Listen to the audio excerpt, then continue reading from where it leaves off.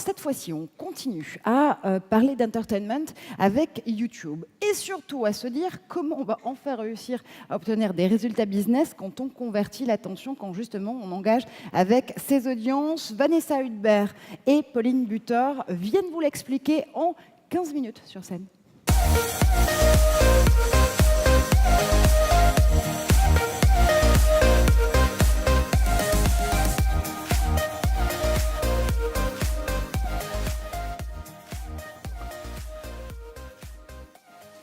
Bonjour à tous. Bonjour. Alors, je suis ravie d'être avec vous ce matin. Ravie d'être avec vous et de partager cette intervention avec Vanessa. Vanessa, parce qu'elle a un cas très intéressant à partager et parce que s'il y a un secteur pour lequel la thématique No Trust, No Business s'applique, eh ben, c'est bien celle du secteur bancaire. Alors, avant de laisser la parole à Vanessa, je voudrais planter un peu le décor et vous dire pourquoi ce sujet, la transformation de l'attention en résultats mesurables pour nos clients, est un sujet qui nous tient à cœur chez YouTube. En fait, ce sujet, je pense qu'il est crucial à un moment où peut-être plus que jamais, les marques, elles ont besoin de travailler leur equity, elles ont besoin de travailler leurs différences, elles ont besoin de travailler leurs préférences, leur lien avec les consommateurs, dans un contexte qui est extrêmement héroïste. Et puis à un moment où, depuis plusieurs décennies maintenant, je pense qu'on n'a pas trouvé de meilleur médium que la vidéo pour justement susciter des émotions, pour véhiculer des messages et pour engager. Et enfin, à un moment où les usages vidéo, ils explosent et où cette tendance, elle n'est pas prête de s'inverser. Si on en croit Cisco Systems, en 2021, soit dans un avenir très proche, la vidéo, elle devrait représenter 82% du trafic Internet. Et YouTube, YouTube participe, est au cœur de l'explosion de ces usages vidéo. En fait, YouTube est une plateforme qui est née il y a 13 ans, avec une mission, avec une promesse forte. Cette promesse, c'est celle que vous voyez ici, c'est « Give everyone a voice and show them the world ». Alors à l'époque, la décision de Google de racheter YouTube était vue comme une folie, voire comme une bêtise. Et en fait, 13 ans après, on peut dire que cette ambition, cette promesse, elle a rencontré un écho formidable. Il y a maintenant 1,9 milliard d'utilisateurs qui sont connectés à YouTube tous les mois dans le monde. Et en France, la plateforme, elle rassemble 44 millions de Français tous les mois. Et au-delà du reach, moi, ce que je trouve intéressant, c'est le temps que passent les Français à regarder YouTube. On est à 48 minutes par jour en moyenne pour les Français âgés entre 25 et 44 ans. Et en fait, si les Français ils passent de plus en plus de temps à regarder YouTube, c'est parce que cette plateforme est devenue un véritable partenaire de leur quotidien. En fait, les Français ils utilisent YouTube à la fois pour s'informer, pour se divertir, de plus en plus pour apprendre, et puis pour faire des choses, pour faire des recettes de cuisine, des cours de yoga, du bricolage, ou pour changer une roue. En fait, on peut dire que ces dernières années, YouTube a complètement révolutionné la façon à la fois de produire et de consommer du contenu. J'insiste sur cette dimension du contenu parce qu'en fait, le fait que YouTube soit une vraie plateforme de destination, une plateforme vidéo native sur laquelle on vient regarder un contenu vidéo en particulier, ça explique que le fait que l'attention sur YouTube, elle soit plus forte que sur n'importe quel autre réseau social. Et le fait que l'exposition, la qualité de l'exposition média soit exceptionnelle. En fait, chez nous, les publicités, elles sont visibles à 95% et elles sont audibles à 95%. Ces deux items qui sont évidemment cruciaux pour la créativité et l'efficacité publicitaire. Donc nous, ce qu'on essaye de faire, c'est de transformer, dans un contexte très fort de guerre de l'attention, c'est de transformer cette attention spécifique à YouTube en résultats mesurables pour nos clients. Et ce que je constate, moi, en discutant avec ces clients, c'est qu'ils ont souvent deux enjeux majeurs dans ce contexte très héroïste. Le premier, c'est de devoir répondre à plusieurs objectifs à la fois. Et puis le deuxième, c'est de constamment devoir prouver les résultats des campagnes qui sont mis en place. Et c'est dans ce contexte qu'on a travaillé avec Vanessa. Vanessa, du coup, est-ce que tu peux nous en dire un petit peu plus sur justement ta problématique, ton challenge chez Sofinco ? Oui, tout à fait, Pauline. Tu l'as bien dit, on a plusieurs enjeux. Et en effet, pour le coup, nous, sur Sofinco, on avait un premier gros enjeu stratégique, c'est que l'année dernière, on a redéfini totalement la plateforme de marque de Sofinco. Alors, au-delà d'un logo ou d'une signature que vous pouvez constater sur l'écran, on a voulu revisiter complètement la vision du crédit. le crédit a beaucoup souffert d'une mauvaise image et donc on a souhaité passer vraiment d'une vision du crédit bien souvent perçu comme un crédit pompier pour terminer les fins de mois à une vision de construction et d'anticipation où finalement assumons le fait que le crédit vient accompagner la concrétisation des projets des Français.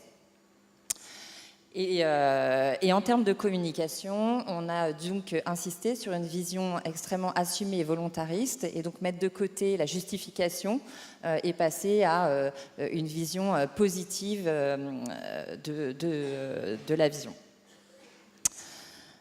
Alors, c'était un virage important, un virage important en termes de notoriété, mais également notre culture héroïste et historiquement de marketing direct nous a fortement encouragés à surveiller les résultats de performance et puis à surtout faire des choix d'investissement de communication et de publicité extrêmement orientés performance. Donc, finalement, notre brief, il était assez clair, il est assez en lien avec ce que tu disais juste avant, Pauline. Le premier, c'est comment continuer à installer notre plateforme de marque et cette nouvelle vision du crédit. Comment accélérer sur et l'engagement et la préférence de marque. Et puis, la finalité, vous vous doutez, comment vendre du crédit et concrétiser, transformer.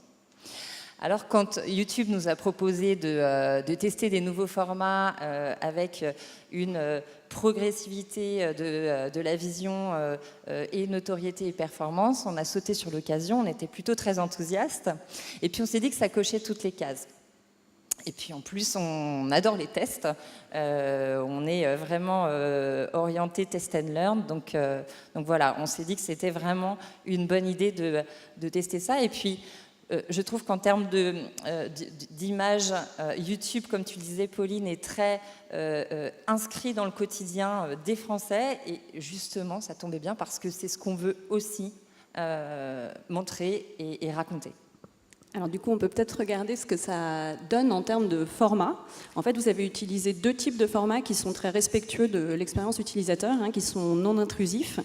Pour d'abord installer cette nouvelle plateforme de marque et répondre à votre objectif de reach, vous avez utilisé un mix de formats pré-roll skippables, qu'on appelle chez nous dans notre jargon des true view, et de formats courts, donc de 6 secondes, qu'on appelle des bumpers, et qui sont pensés vraiment pour optimiser la couverture.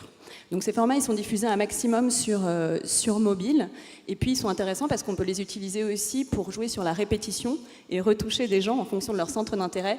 Donc ce que vous voyez dans l'exemple ici, c'est retoucher des parents avec des crédits pour payer les études de leurs enfants. Ensuite, pour répondre à votre objectif de considération et d'engagement, vous avez utilisé toujours un format TrueView, mais qui là est optimisé pour générer un maximum de temps passé sur le film. On va revenir sur le contenu dans quelques instants. Et ici, vous achetez évidemment au coût par vue. Et puis enfin, dans le dernier objectif, pour répondre et pour générer un maximum de leads, vous avez utilisé toujours ce format TrueView, mais qui est ici optimisé pour générer un maximum de conversions. Donc vous voyez un petit call to action en bas à droite. Donc ici, je me lance, qui reste pendant l'intégralité de la vidéo et même pendant les vidéos suivantes. Et puis ici, vous payez au coût par action. Donc voilà, deux formats très simples. Encore une fois, respectueux de l'expérience de l'utilisateur. On aime bien dire soyez choisis ou soyez courts, mais qui sont diffusés et achetés en fonction de vos objectifs. Donc ça, c'est pour les formats. Est-ce que tu peux nous expliquer un peu maintenant quelle était l'orchestration, le phasing de la campagne ? Oui, tout à fait. Alors, en premier lieu, chez Sofinco, on a à cœur de montrer du contenu pertinent. Du contenu pertinent, c'est le contenu qui va me toucher parce que je suis dans la préoccupation à l'instant T et qui m'intéresse. Donc, il y a eu deux travaux forts. Le premier, c'est justement aller travailler des contenus adaptés et être sur plutôt de l'inspiration projet sur les formats plutôt bumper, donc ce que tu présentais en premier, qui sont des formats courts et qui ont pour objectif de donner envie. Et puis, des contenus beaucoup plus orientés performance avec une réponse crédit. Ensuite, au niveau de l'orchestration, il y a eu un travail de ciblage extrêmement fin avec la création de verticales et au-delà de ciblage de la préoccupation du projet auto ou bien essence ou bien travaux, On a créé une vraie progression avec un système de retargeting pour finaliser avec le dernier format TrueView for Action, avec un encouragement fort à la transformation au clic et une réponse offre chiffrée. Et puis tu peux nous parler du contenu, peut-être du milieu que vous avez utilisé pour la considération? Oui, tout à fait. Tu veux qu'on le regarde? C'est la suite. Si ça c'est la passe. suivante. Ça passe. Et puis, en effet, Pauline, on a aussi testé une nouvelle façon de communiquer et pour travailler la notoriété et puis la considération avec notre première grande opération d'influence, avec une opération qu'on a montée avec Guillaume Ruchon, qui est un influenceur assez connu, et qui a montré comment on pouvait, sur le projet Vacances, avoir consommé de manière maligne, intelligente, et donc le Smart Travel, où il a parcouru 6 villes du sud de la France et qu'il a partagé les bons plans des influenceurs de chaque ville. On a médiatisé ces vidéos, donc que je vous propose de partager ce teaser. Bonjour les petits potes, on se retrouve aujourd'hui pour une nouvelle vidéo, nouvelle journée, nouvelle aventure. On va visiter Nice, Marseille. Et après, c'est à vous de le découvrir parce que je pars avec Sofinco. Je vous fais cette vidéo-là avec Nice et Marseille. Et après, je vous laisserai découvrir toutes les vidéos sur la chaîne de Sofinco.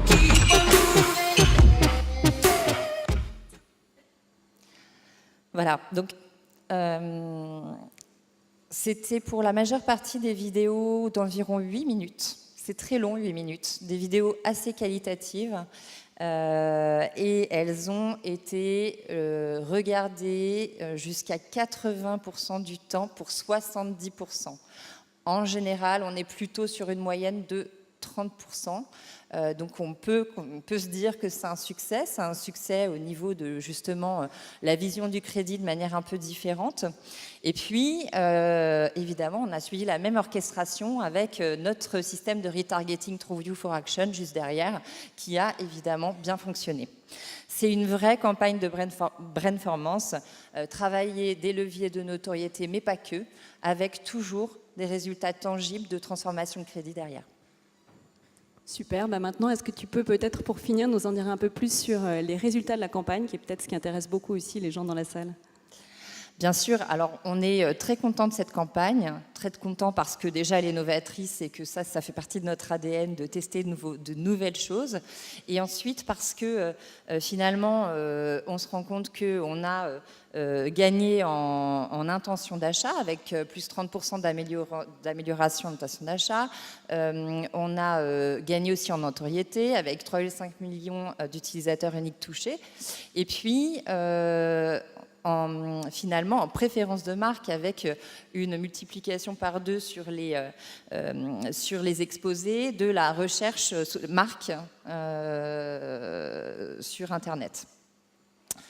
Donc, et en termes de concrétisation, on est sur finalement des chiffres de leads assez comparables à une campagne digitale classique avec le volet notoriété en supplément. Merci beaucoup. J'espère que du coup ce cas était instructif et inspirant. Merci.